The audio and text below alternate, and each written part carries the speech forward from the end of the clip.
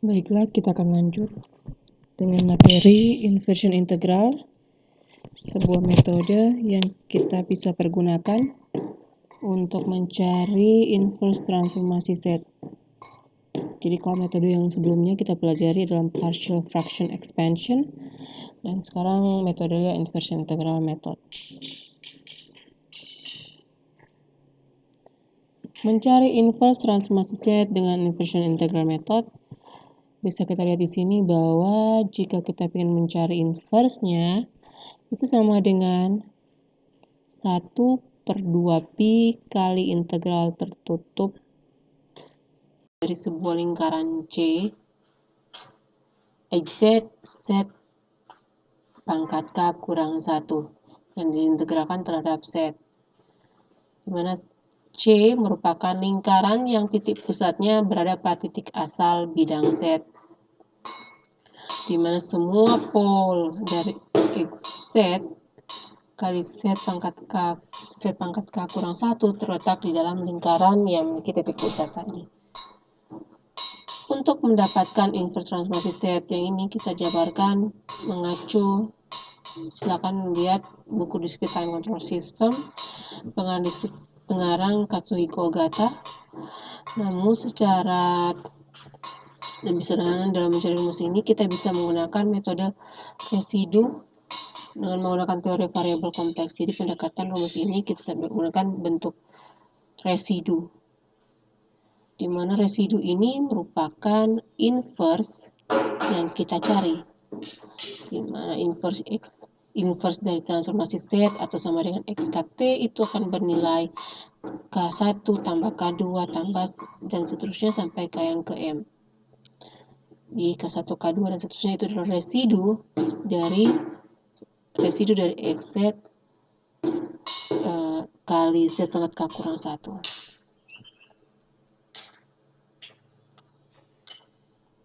Nah, jika kita melakukan inverse menggunakan inversion integral method, maka kita harus memperhatikan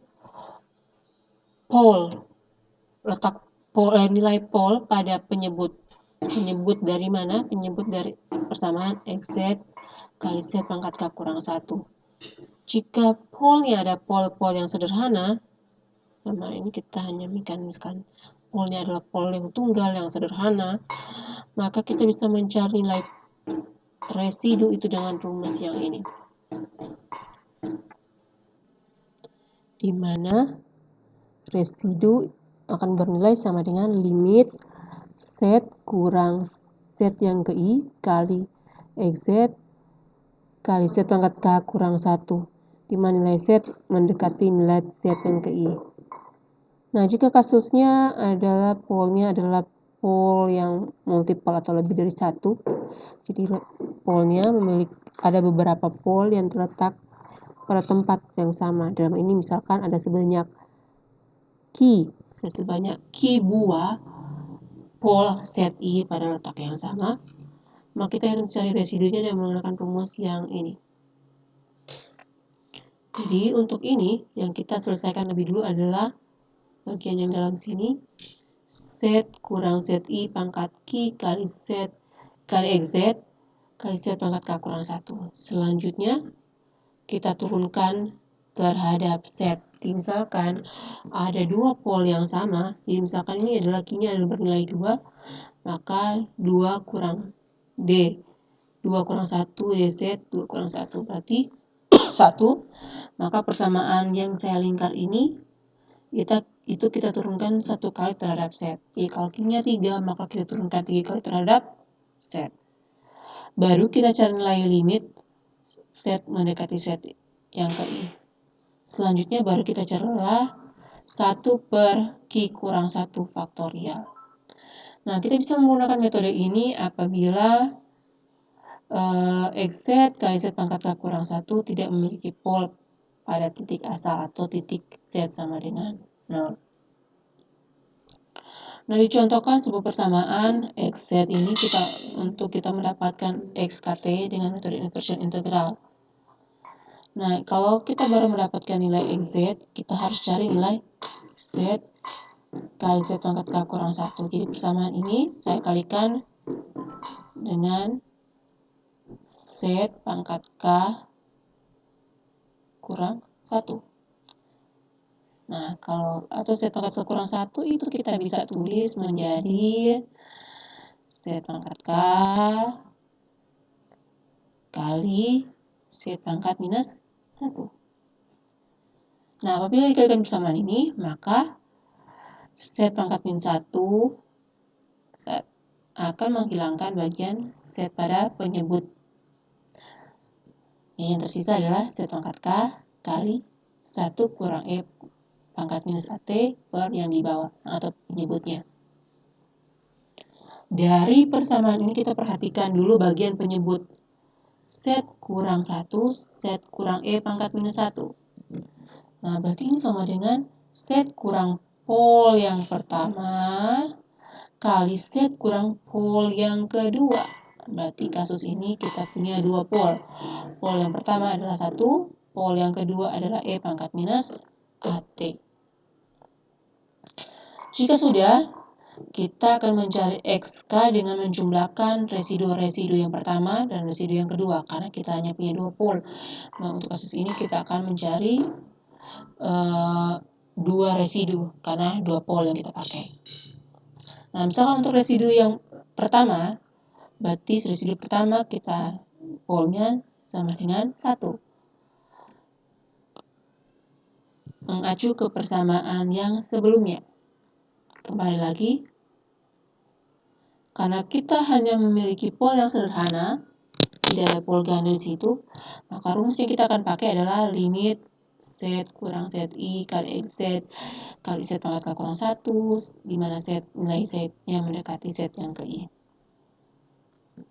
Oke, untuk selanjutnya, di sini kita masukkan persamaannya. Ini set kurang 1 adalah set yang ke I kali ini XZ kali set pangkat K kurang 1. Dan persamaan yang ini.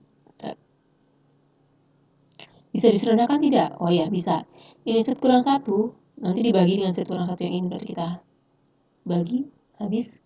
Sisa yang bagian atas 1 kurang E pangkat minus AT kali set pangkat K per set kurang E pangkat minus AT di mana nilai set mendekati 1. Bisa disederhanakan lagi tidak ini? Ada yang bisa dibagi? Karena sudah tidak bisa. Jika sudah tidak bisa, maka kita langsung masukkan nilai set dengan angka 1. Jadi set yang di bawah ini kita ganti dengan 1, set yang di atas ini kita juga dengan 1. Sekali lagi, untuk bagian 1 pangkat K itu selalu akan bernilai sesuai dengan 1. Karena bilangan 1 kita pangkatkan berapapun, dalam ini K-nya kan bisa 0, 1, 2, dan 3, dan seterusnya. Nah, K-nya itu akan tidak akan membuat perubahan yang berarti untuk ini, atau kita bisa katakan bahwa 1 pangkat K akan sama saja dengan nilai 1. Sehingga kalau kita lihat berarti yang tersisa adalah 1 kurang E pangkat minus AT per 1 kurang E pangkat minus AT. Berarti sama. Dan nilainya akan sama dengan 1. Selanjutnya, untuk pol yang kedua kita akan mencari residu yang kedua. Di mana pol yang kedua itu sama dengan set E sama dengan E pangkat minus AT. Nah, berarti di sini kita akan cari limit set kurang set yang kedua kali XZ kali set pangkat K kurang 1. Oke, berarti bagian yang atas ini sama dengan yang bagian bawah sini, kita bisa sederhanakan. Ingat, di sini setnya sama mendekati E pangkat minus AT. Sehingga yang tersisa di sini persamaan yang ini, setnya kita ganti dengan E pangkat minus AT. Set yang di sini juga kita ganti dengan E pangkat minus AT.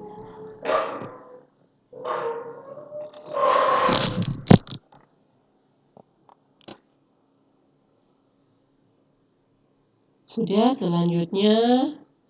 Nah, di sini nilai pada pembilang memiliki kemiripan dengan penyebut. Kalau di atas ini I pangkat minus AT-nya kurang, saudara di sini plus. Kalau di sini 1, di sini minus 1, kita bisa rubah menjadi yang bagian atas ini kita bisa rubah menjadi minus minus 1 tambah E pangkat minus AT. sama saja dengan yang di bawah. Sehingga yang di atas ini bagi yang di bawah sama dengan minus 1. Satu yang dapat dari sini dikalikan dengan E pangkat minus ATK. Atas ini jadi minus ATK. Nah, demikian contoh penyelesaian soal mencari inverse transformasi Z menggunakan inversion integral method.